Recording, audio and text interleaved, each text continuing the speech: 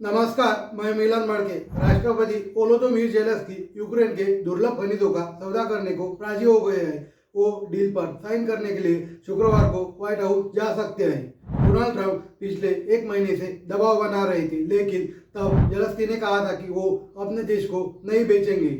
Ukraine में करीब $11 trillion के खनिज मौजूद है। ये रकम भारत की कुल इकोनॉमी से भी 3 गुना ज्यादा है। यूक्रेन में ऐसे कौन से दुर्लभ खनिज है जिससे अमेरिका अरबों डॉलर कमाएगा? जेलेंस्की को कैसे घुटने पर लाए ट्रंप और क्या इस डील से थम जाएगी जंग, जानेंगे आज के एपिसोड में।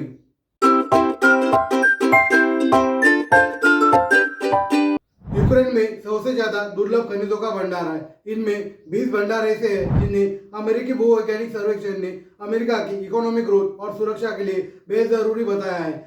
आइए जानते हैं कौन से प्रमुख खनिज यूक्रेन में मौजूद है। पहला है टाइटेनियम। यह चांदी जैसे दिखने वाला मटेरियल जमीन के अंदर चट्टानों के टुकड़ों में पाया जाता है। टाइटेनियम लोहे से 50% और स्टील से 56% हल्का होता है, फिर भी दोनों धातुओं से कई गुना ज्यादा मजबूत होता है। टाइटेनियम को पिघलाने के लिए 2000 डिग्री सेल्सियस के तापमान की जरूरत होती है, यानी ये ज्यादा गर्मी सहन कर सकता है। इसलिए इसका इस्तेमाल विमानों से लेकर पावर स्टेशन तक किया जाता है। यूक्रेन जंग की शुरुआत से पहले ही ग्लोबल टाइटेनियम उत्पादन में 7% हिस्सा सिर्फ यूक्रेन का था। दूसरा है लिथियम। ज्वालामुखी वाली चट्टानों और झरनों में पाए जाने वाला लिथियम हल्के सफेद रंग का होता है। यह दुनिया की सबसे हल्की धातु है। लिथियम को खुली हवा में नहीं रखा जा सकता क्योंकि यह ऑक्सीजन के संपर्क में आने से फौरन आग पकड़ लेता है। इस वजह से लिथियम को तेल में डुबा कर रखा जाता है। लिथियम को एक चाकू से भी काटा जा सकता है क्योंकि यह बहुत सॉफ्ट होता है। इसका इस्तेमाल बैटरियों को बनाने में होता है। यूरोप के कुल लिथियम भंडार का 33% हिस्सा यूक्रेन के पास है।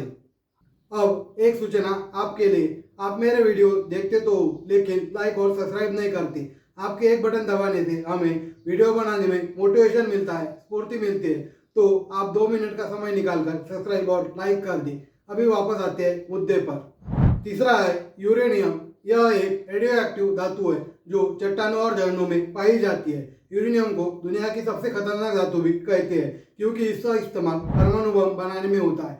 दुनिया भर के कुल यूरेनियम का 2% हिस्सा यूक्रेन में पाया जाता है। चौथा है रेयर अर्थ मिनरल्स। यह 17 खनिजों का एक ग्रुप है जो कंज्यूमर इलेक्ट्रॉनिक से लेकर मिलिट्री इक्विपमेंट तक इस्तेमाल होता है। इसमें cerium, dysprosium, erbium, europium, gadolinium, holmium, lithium, lutetium, neodymium, praseodymium, promethium, samarium, scandium, terbium, thulium, ytterbium and yttrium शामिल है। इसके अलावा यूक्रेन में ग्रेफाइट का भी बड़ा भंडार मौजूद है जो इलेक्ट्रिक व्हीकल बनाने में इस्तेमाल होता है।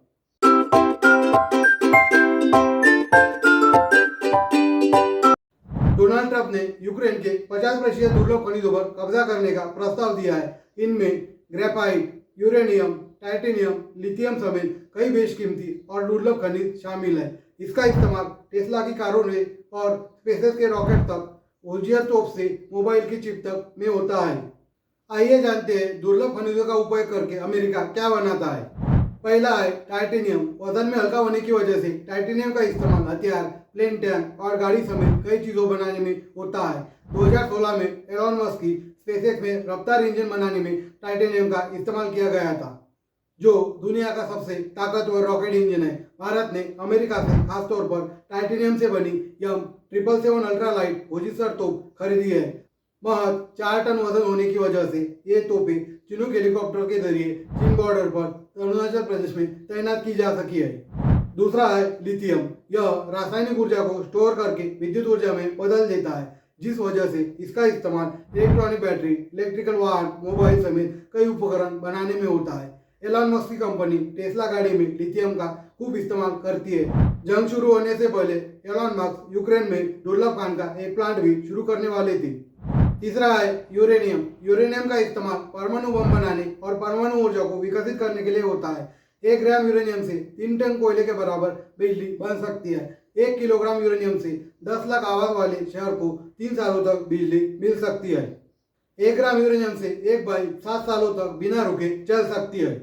चौथा है दुर्लभ पृथ्वी खनिज। 17 दुर्लभ खनिजों के समूह में कई ऐसे खनिज हैं जिन्हें चीन से आयात किया जाता है। खनिजों पर नियंत्रण करके चीन पर नहीं निर्भर रहना चाहते हैं ट्रंप। बीते 3 सालों से चीन ने अमेरिका में खनिज आयात पर प्रतिबंध लगा दिया है।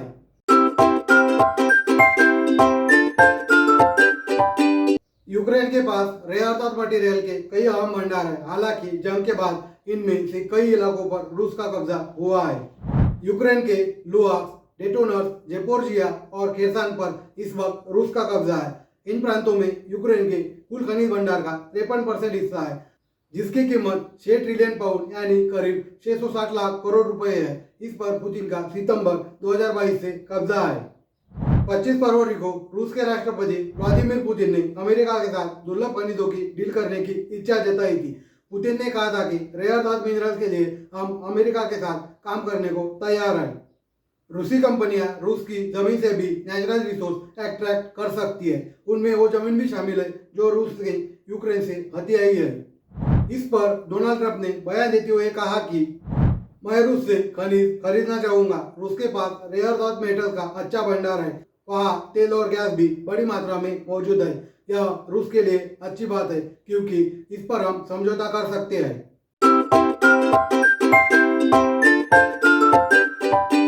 दुनिया भर में रेयर अर्थ मिनरल की सप्लाई पर चीन का कब्जा है। पिछले कुछ दशकों में चीन दुर्लभ खनिजों की खनन और प्रोसेसिंग के मामले में सबसे बड़ा देश बन गया है। माइनिंग टेक्नोलॉजी रिपोर्ट के मुताबिक चीन दुनिया के 70% दुर्लभ खनिज का उत्पादन करता है, जबकि 90% दुर्लभ खनिज चीन में ही प्रोसेस होते हैं। 2023 की यूएस जियोलॉजिकल सर्वे रिपोर्ट के मुताबिक 2018 से 2021 तक अमेरिका ने चीन से 74% रेयर अर्थ मिनरल के आयात किए थे। इसके अलावा 53% गैलेनियम और 33% ग्रेफाइट अन्य समेत 9 खनिजों का भी आयात किया था। डोनाल्ड ट्रंप दुर्लभ खनिजों की सप्लाई में अमेरिका का हिस्सा बढ़ाना चाहते हैं। फिलहाल अमेरिका इन खनिजों के लिए चीन पर निर्भर है। अमेरिका को दोबारा महान बनाने की बात करने वाले डोनाल्ड ट्रंप के लिए यह चिंता की बात है। इससे अमेरिका का आर्थिक और सैन्य मोर्चे पर दाव कमजोर पड़ सकता है।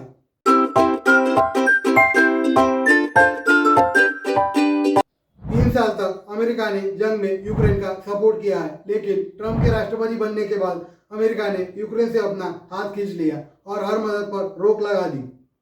डोनाल्ड ट्रंप ने यूक्रेन को युद्ध के लिए दिया गया पैसा वापस मांगना शुरू किया है। ट्रंप ने कहा कि यूक्रेन को $500 बिलियन के दुर्लभ खनिज अमेरिका को देने होंगे, क्योंकि अमेरिकी मदद के बिना यूक्रेन कमजोर पड़ जाएगा। इसके बाद रूस किसी भी दिन उसे अपने में मिला सकता है। 12 फरवरी 2025 को ट्रंप ने पुतिन से फोन पर करीब 90 मिनट तक बात की। 18 फरवरी को सऊदी अरब में अमेरिकी विदेश मंत्री मार्को रूबियो और रूसी विदेश मंत्री सर्गेई लावरोव ने मीटिंग की है। 4 घंटे तक चली मीटिंग में सबसे अहम मुद्दा रहा रूस यूक्रेन युद्ध को रोकना।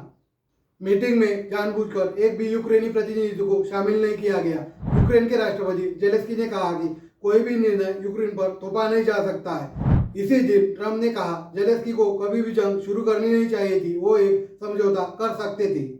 19 फरवरी को डोनाल्ड ट्रंप ने जेलेंस्की को कॉमेडियन और तानाशाह कहा। जेलेंस्की ने कहा था कि वो अपने देश को नहीं बेचेंगे। फिर खबरें आई कि इस डील के बदले यूक्रेन ने सुरक्षा की गारंटी मांगी है, लेकिन आखिरकार कोई विकल्प न पाकर जेलेंस्की डील करने को राजी हो गए हैं।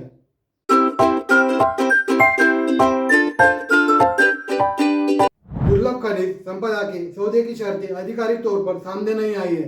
हालांकि अलग अलग मीडिया रिपोर्ट के सूत्रों के हवाले से कुछ बातें पता चली है, जैसे कि अमेरिका ने इस डील के बदले यूक्रेन को कोई भी सुरक्षा की गारंटी या हथियार की सप्लाई करने की गारंटी नहीं दी है। डील में सिर्फ ये जिक्र है कि अमेरिका चाहता है कि यूक्रेन स्वतंत्र, संप्रभु और सुरक्षित रहे। इसके अलावा खनिजों से होने वाली आमदनी पर अमेरिका का एकलौता अधिकार नहीं होगा।